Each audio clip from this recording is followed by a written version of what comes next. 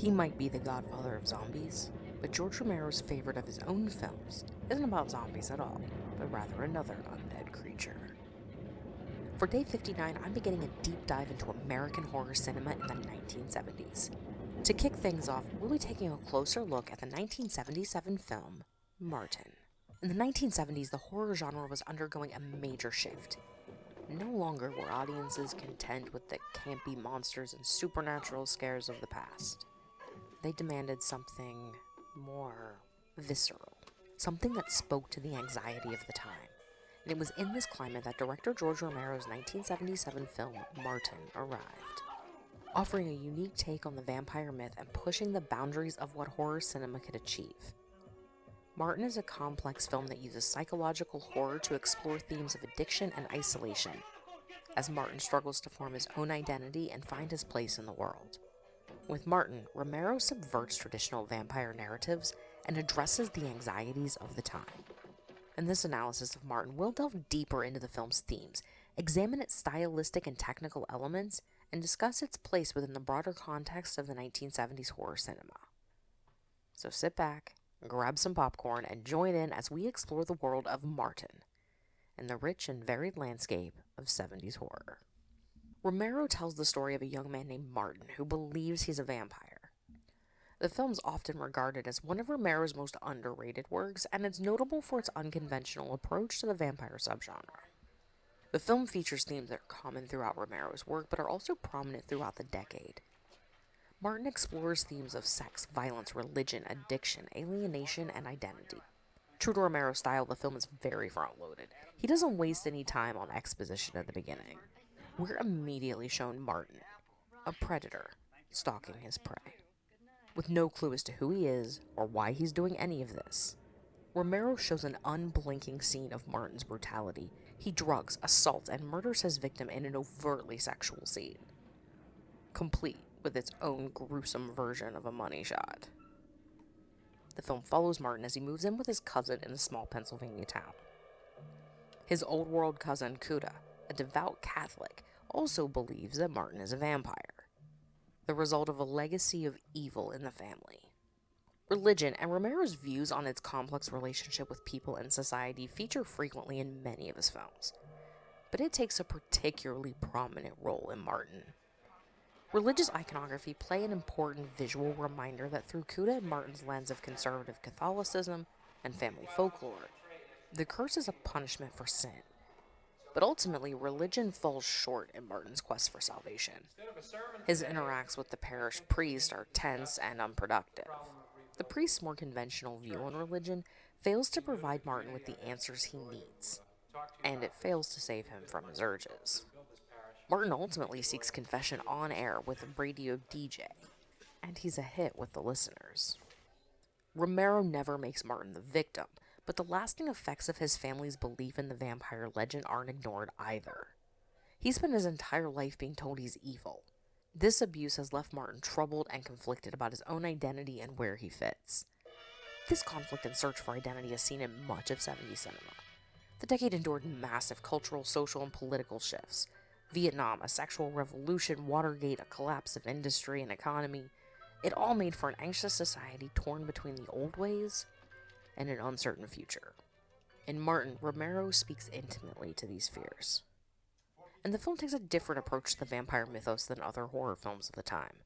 Kuda calls him Nosferatu, and the radio DJ Martin calls at night has dubbed him the Count.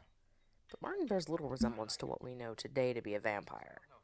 He doesn't have fangs, he doesn't sleep in a coffin, and he doesn't fear crosses or garlic.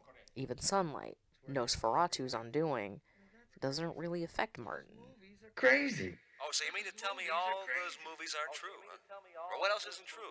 I mean, are you going to dispel any other myths, like getting back to your grave before sunup, or garlic? It's all crazy. He rejects these common beliefs about vampires. And once again, reality clashes with fantasy. There's a dangerous dichotomy between who Martin wants to be, someone who's loved and accepted and belongs, and who he believes he actually is, a monster. This idea of the dangers of isolating people, of failing to make connections, and being part of society are echoed throughout 70s cinema beyond horror. Think Taxi Driver, One Flew Over the Cuckoo's Nest, Midnight Cowboy. The 70s were a time of social and political upheaval, particularly in the United States. And the decade saw the emergence of a new generation of directors with fewer rules and constraints than their predecessors. These new directors, Scorsese, Coppola, Kubrick, Lucas, De Palma, Hooper, they were all eager to push the boundaries and explore topics that were previously off limits. They were able to translate their culture's angst and frustration into stories that hadn't been allowed before.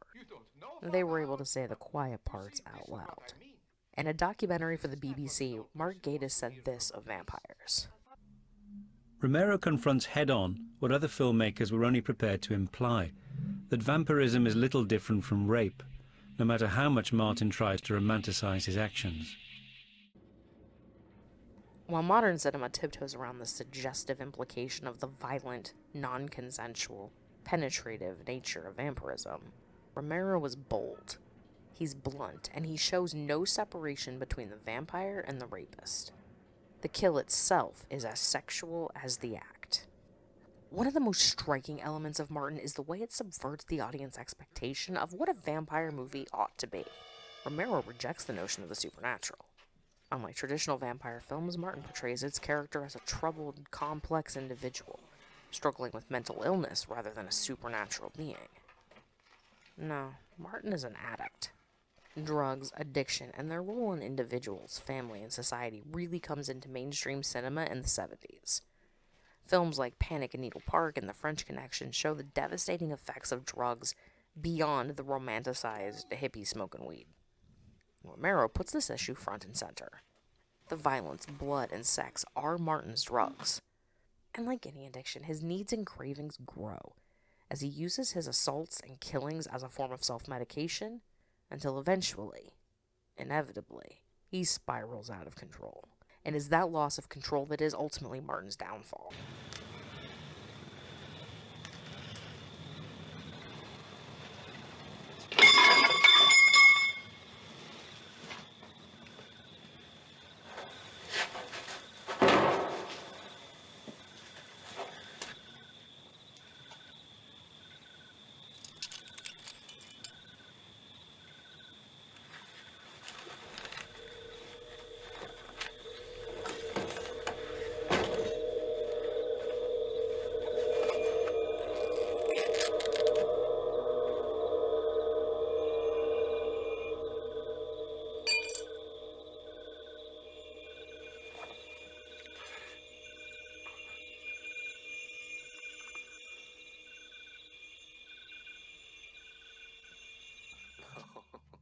Whenever they wanted. Unlike traditional vampire myths, Martin isn't confident. He's painfully shy. I've been much too shy to ever do the sexy stuff. I mean, do it with someone who is awake.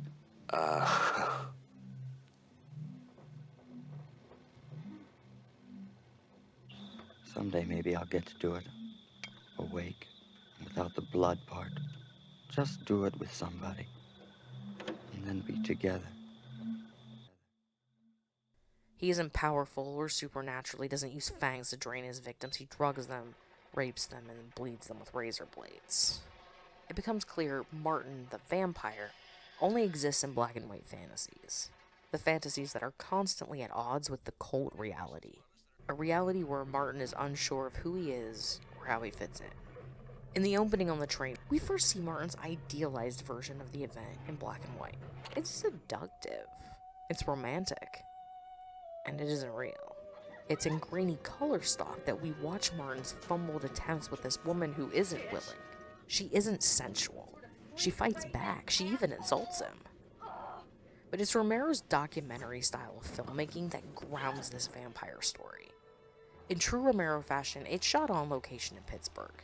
A collapsing, fading steel town is the backdrop. The houses aren't sets, they're homes. They're the homes of cast and crew and their families. And the extras aren't backgrounds, they're locals.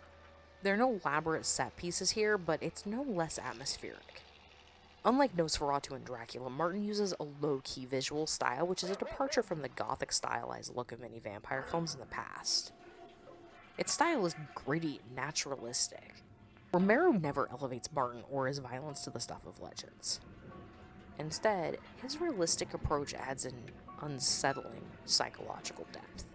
While Martin's actions will always keep him from being a sympathetic character, he is allowed to be a tragic one.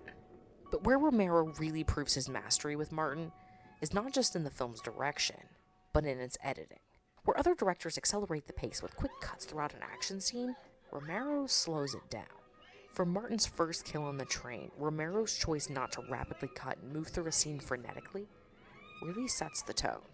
He forces the audience to sit by and watch, setting us up for the scenes that will come. Even in the later home invasion scene, Romero has us almost standing still, watching this vicious game of cat and mouse as Martin thwarts the couple's efforts to call for help. We're helpless spectators, not active participants.